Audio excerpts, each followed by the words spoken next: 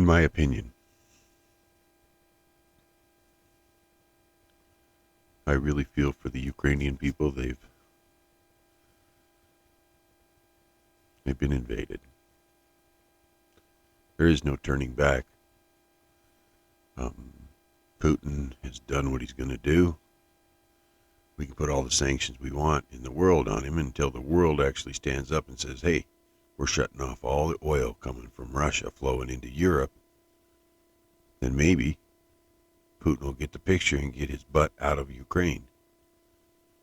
The big difference I see with the Ukrainian people versus the Afghani people is they're willing to take up arms to the very last citizen and fight. What Russia did is wrong, and we are right to stay out of their conflict. But as a people, we should definitely supply them with whatever it takes to beat the Russians, not unlike Afghanistan, where we left all of our equipment back there. At least, I believe if the Ukrainian people had their hands on that equipment, it would be a totally different scenario going on over there.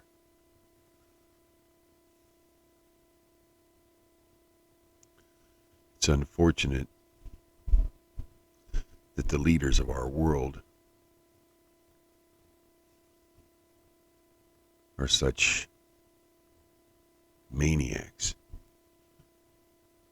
It looks to me, I predicted this a while back, but it looks to me like China's just getting ready to do the same thing to Taiwan. It's not far off.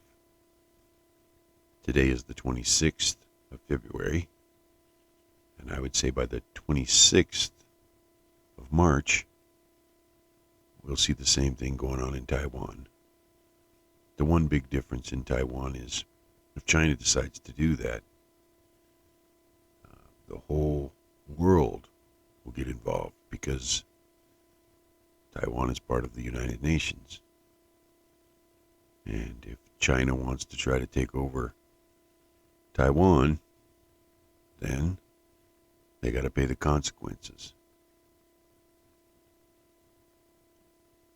So where does it all go? It's escalating pretty quickly.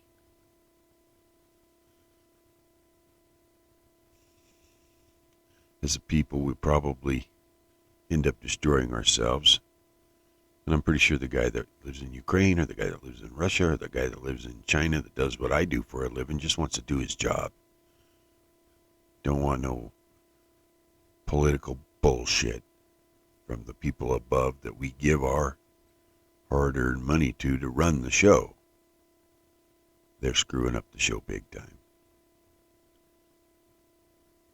And there is no way to take them out of power because it is the way it is. We're not in the Middle Ages, we're now.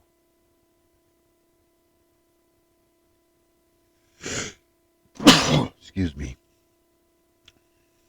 So, in my opinion, we need to supply the Ukrainian people with all the weaponry we can, get in there, and pray that they can withstand the Russian army. Hard telling for how long. And I think that's why Putin isn't destroying the infrastructure, the electrical grids and the water and all that. He doesn't want to destroy anything that he has to rebuild. So it's easier to invade and keep everything intact.